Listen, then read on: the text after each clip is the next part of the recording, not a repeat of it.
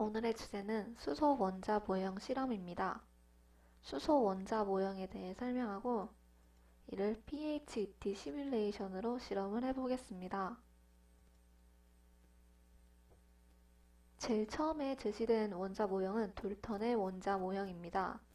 돌턴은 원자는 잘게 쪼개지지 않는 단단한 당구공 같은 모형이라고 생각했습니다.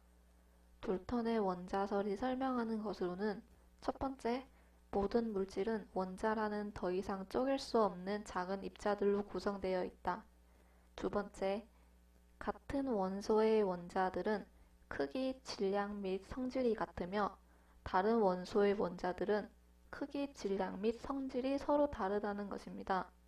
세 번째로, 화학 반응에서 원자는 재배열될 뿐 다른 원소의 원자로 바뀌거나 없어지지 않는다는 것입니다. 네 번째, 화합물은 성분 원소의 원자들이 일정한 비율로 결합함으로써 이루어진다입니다. 하지만 돌턴 원자 모형은 원자 내부에서 작은 내부 입자들이 발견되어 이 가설은 깨지게 됩니다.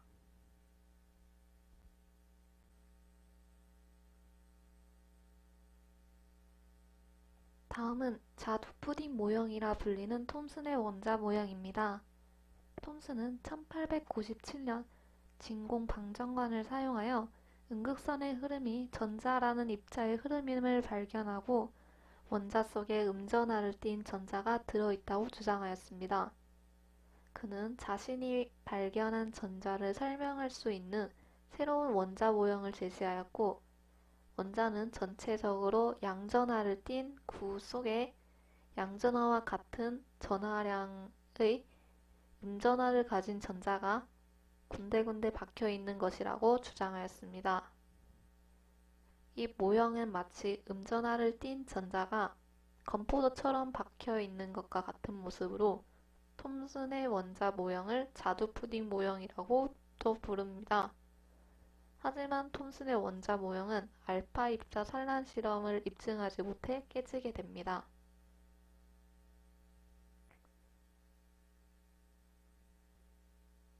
다음 모형은 러더퍼드의 원자 모형입니다.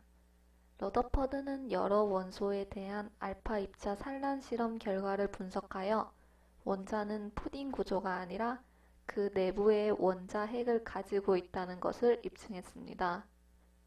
러더퍼드는 양전하를 띤 입자가 원자의 중심에 존재하며 원자의 거의 모든 질량이 이 중심에 밀집해 있다는 것을 알게 됩니다. 그리고 전자는 이 핵 주위를 빙글빙글 돕니다. 러더퍼드의 이런 모형을 태양계 모양이라고도 부릅니다. 그러나 이 모형에 따르면 원자 핵 주위를 도는 전자는 가속도 운동을 하므로 전자기파를 방출하여 결국 에너지를 잃고 핵 쪽으로 빨려 들어가 원자가 안정적일 수 없다는 모순에 직면하게 됩니다.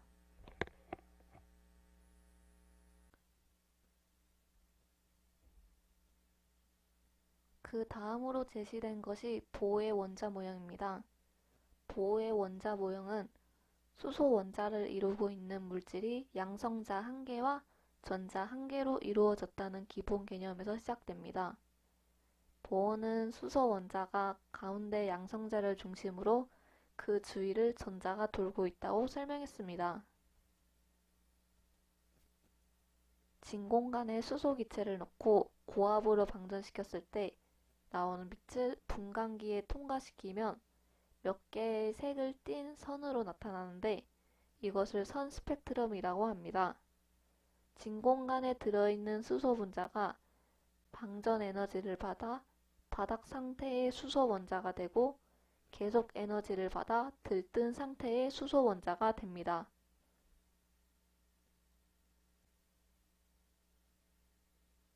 보어는 이 전자의 특정 궤도를 전자 껍질이라고 묘사하였고 전자 궤도의 껍질을 중심에서 가까운 순서대로 1, 2, 3, 4 이런 식으로 번호를 매겼습니다.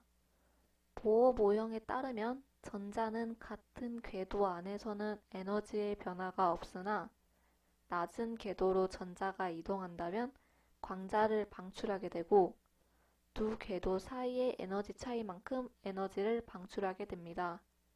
즉, 원자에 의해서 전자가 낮은 궤도에서 높은 궤도로 움직일 때는 에너지는 흡수되고 전자가 높은 궤도에서 낮은 궤도로 떨어질 때 에너지는 방출됩니다.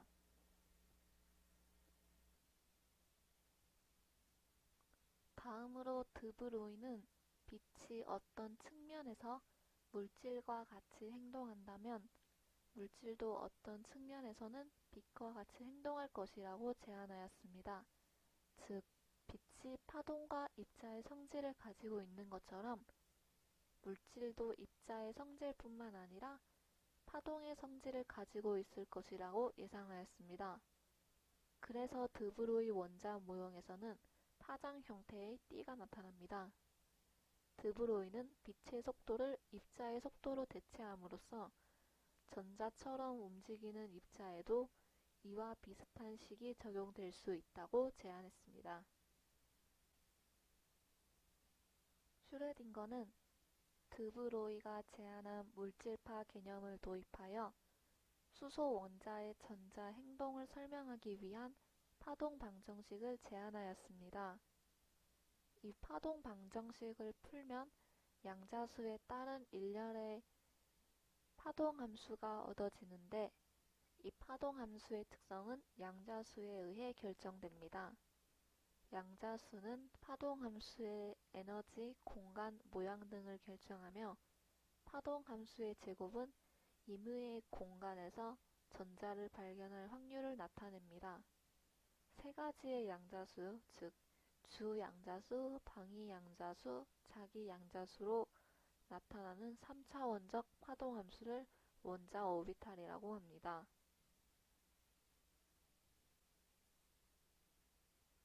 이렇게 전자의 상태를 확률적으로 나타낸 것을 오비탈이라고 하며 전자의 정확한 위치를 설명하는 것은 불가능하기에 전자가 발견될 확률을 계산하여 확률 분포로 점을 찍어 구름처럼 표시합니다. 점이 많이 찍힌 곳에서 전자가 발견될 확률이 높은 반면 점이 덜 찍힌 곳에서는 전자가 발견될 확률이 낮습니다. 원자핵 주위의 전자는 어느 특정한 곳에 분포하며 전자가 발견될 확률이 없는 곳도 존재하기도 합니다. 이처럼 현대의 원자 모형은 원자핵 주위에 있는 전자의 불연속적인 분포를 확률적으로 표현합니다. 이제 이 모형들을 시뮬레이션을 통해 확인하도록 하겠습니다.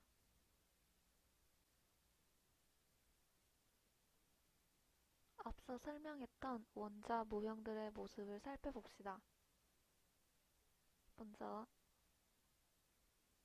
돌턴의 원자 모형, 다가 흰색 빛을 쬐어보면 빛 전자들이 당구공 모형에 튕겨 나오는 모습을 볼 수 있습니다.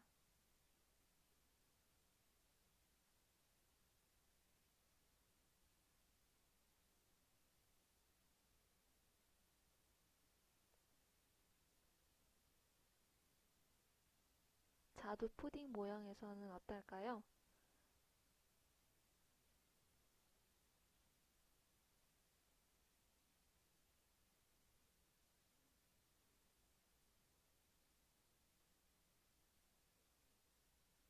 자두 푸딩 모형에서는 양전하가 빛 전자에 닿자 움직이는 것을 볼 수 있습니다. 이것은 푸딩 모형의 양전하가 원자 전체에 퍼져 있어서 알파 입자가 원자를 통과하면서 조금씩 휜다고 설명할 수 있습니다.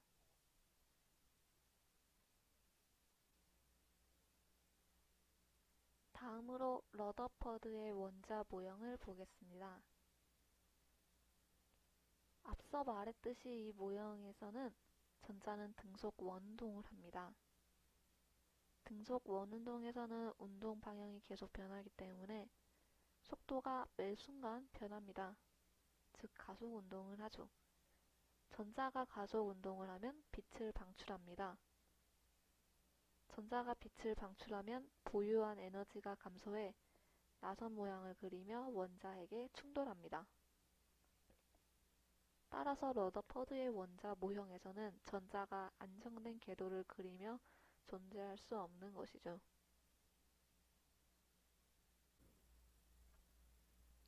보어의 원자 모형에서는 원자핵 주위의 전자가 빛을 받자 특정한 에너지 준위를 가진 원형 궤도를 따라 빠르게 운동하는 걸 볼 수 있습니다. 이때 나온 원형 궤도를 전자 껍질이라고 하며 이는 겹겹이 쌓여 있습니다. 이렇게 이 버튼을 클릭하면 전자 에너지 준위를 확인할 수 있습니다. 전자가 일정한 궤도를 돌고 있을 때는 에너지를 흡수하거나 방출하지 않으나 에너지 준위가 다른 전자 껍질로 이동하면 두 전자 껍질의 에너지 차이만큼 에너지를 방출하거나 흡수한다는 것을 알 수 있습니다. 여기 분광계 북이라는 것이 있는데 분광계란 하나의 광원으로부터의 빛의 방사를 분산시켜 스펙트럼을 만들고 각 파장에 대한 스펙트럼 강도를 정량적으로 측정할 수 있도록 한 장치입니다.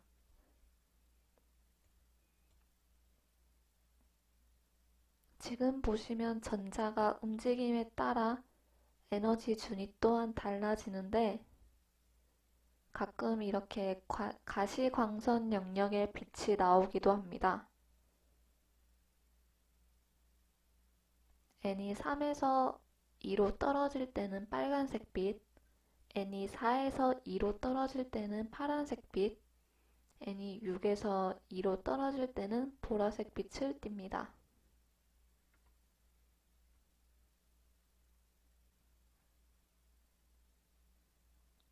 드브로이의 원자 모형에서는 빛을 받자 빛의 파장에 따라 궤도의 파장이 움직이는 걸 볼 수 있습니다.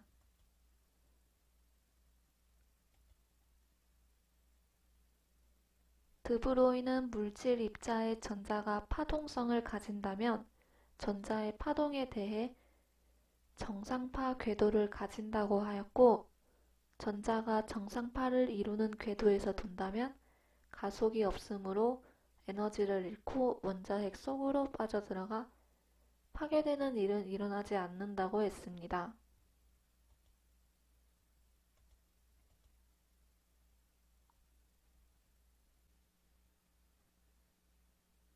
마지막은 오늘날의 원자 모형이라고 할 수 있는 슈레딩거 모형입니다. 이 슈레딩거 모형의 빛을 쬐어주면 원자 주위에 궤도 모양의 파장의 띠가 생기는 걸 볼 수 있습니다. 슈레딩거의 양자역학적 모형은 파동 방정식이라고 불리며 이는 전자가 발견될 확률, 즉 확률 밀도 함수라고 합니다. 그는 파동 함수의 해석으로서 파속 개념을 도입하여 전자의 위치와 속도를 알아냈습니다. 모형에서의 밝은 부분은 전자가 존재하는 부분이고 어두운 부분은 마디라고 하며 전자가 존재하지 않는 부분입니다.